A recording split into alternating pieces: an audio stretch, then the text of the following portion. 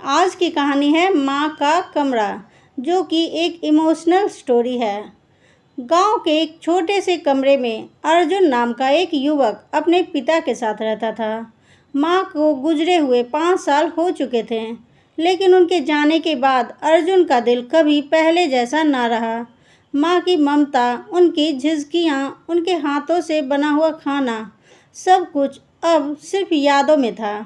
अर्जुन शहर में पढ़ाई करता था, लेकिन गर्मी की छुट्टियों में हर साल गांव आता और माँ का कमरा खोलकर घंटों बैठा रहता।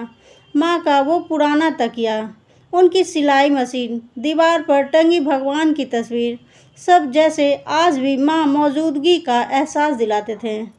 इस बार जब अर्जुन गांव आया तो देखा कि घर की हालत पहले से भी ज़्यादा खराब हो चुकी थी। पिताजी बूढ़े हो चले थे और माँ के जाने के बाद से जिंदगी जैसे थम सी गई थी। लेकिन अर्जुन को जो सबसे ज़्यादा चुभा वो था माँ का कमरा अब बंद पड़ा था और उसमें जाले लग चुके थे। बेटा, अब कौन खोलता है ये कमरा? पिताजी ने उदासी भरे स्वर में कहा। अर्जुन ने बिना कुछ कहे कमरे की सफाई शुरू कर दी। हर धूल का कण जैसे माँ की यादों को फिर से जिंदा कर रहा था।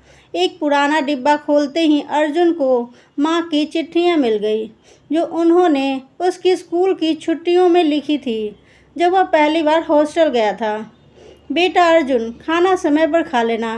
मुझे तेरी चिंता लगती है।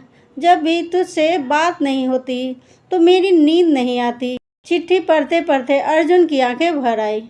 कैसे माँ एक एक बात का ख्याल रखती थी, और अब वही बातें सिर्फ कागज पर बची थी।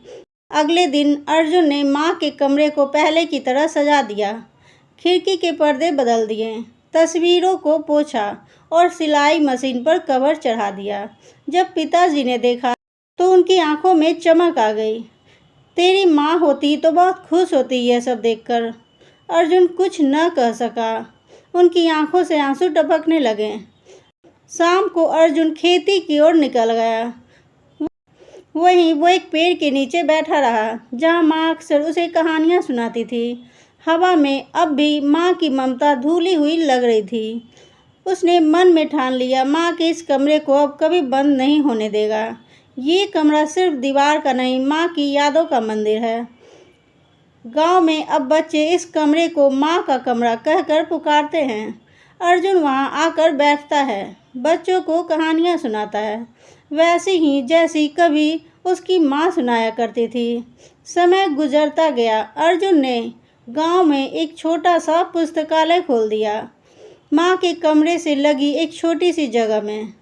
उसमें माँ की किताबें, उनकी चिट्ठियाँ और गांव की महिलाओं के लिए सिलाई कढ़ाई की कक्षाएं शुरू की।